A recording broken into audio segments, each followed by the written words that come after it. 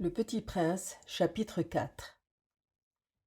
J'avais ainsi appris une seconde chose très importante, c'est que sa planète d'origine était à peine plus grande qu'une maison. Ça ne pouvait pas m'étonner beaucoup. Je savais bien qu'en dehors des grandes planètes comme la Terre, Jupiter, Mars, Vénus, auxquelles on a donné des noms, il y en a des centaines d'autres qui sont quelquefois si petites qu'on a beaucoup de mal à les apercevoir au télescope. Quand un astronome découvre l'une d'elles, il lui donne pour nom un numéro. Il l'appelle par exemple l'astéroïde 325. J'ai de sérieuses raisons de croire que la planète d'où venait le Petit Prince est l'astéroïde B612. Cet astéroïde n'a été aperçu qu'une fois au télescope en 1909 par un astronome turc.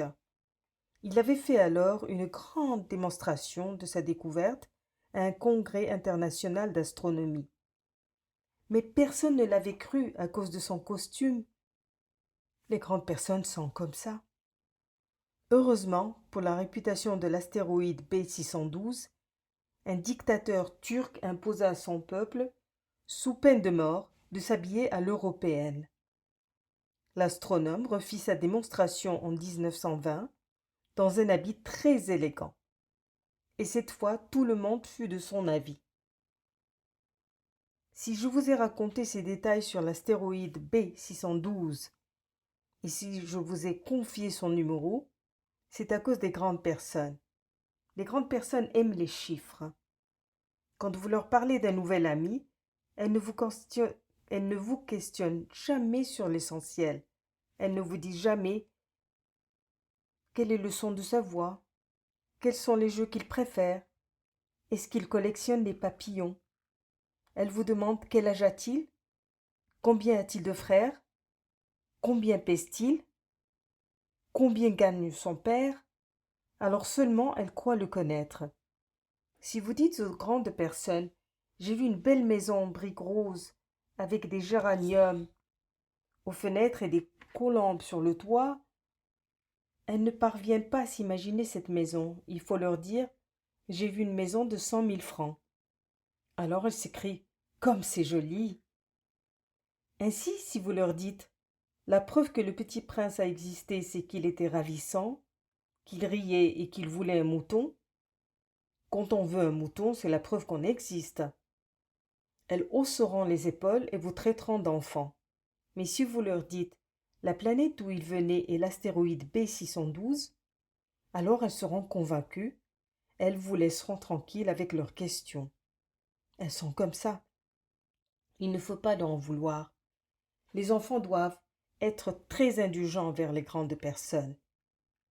Mais bien sûr, nous qui comprenons la vie, nous nous moquons bien des numéros. J'aurais aimé commencer cette histoire à la façon des contes de fées. J'aurais aimé dire il était une fois un petit prince qui habitait une planète à peine plus grande que lui, et qui avait besoin d'un ami. Pour ceux qui comprennent la vie, ça aurait eu l'air beaucoup plus vrai. Car je n'aime pas qu'on lise mon livre à la légère. J'éprouve tant de chagrin à raconter ces souvenirs, il y a 6 ans déjà que mon ami s'en est allé avec son mouton. Si j'essaie ici de le décrire, c'est afin de ne pas l'oublier. C'est triste d'oublier un ami. Tout le monde n'a pas eu un ami.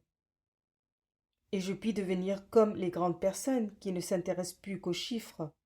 C'est donc pour ça encore que j'ai acheté une boîte de couleurs et des crayons. C'est dur de se remettre au dessin à mon âge, quand on n'a jamais fait d'autres tentatives que celle d'un boa fermé et celle d'un boa ouvert à l'âge de 6 ans. J'essaierai, bien sûr, de faire des portraits le plus ressemblants possible. Mais je ne suis pas tout à fait certain de réussir. Un dessin va et l'autre ne ressemble plus. Je me trompe un peu aussi sur la taille. Ici, le petit prince est trop grand. Là, il est trop petit.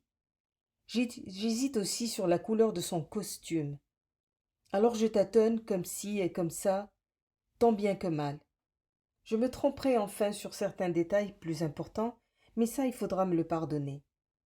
Mon ami, ne donnait jamais d'explication. Il me croyait peut-être semblable à lui.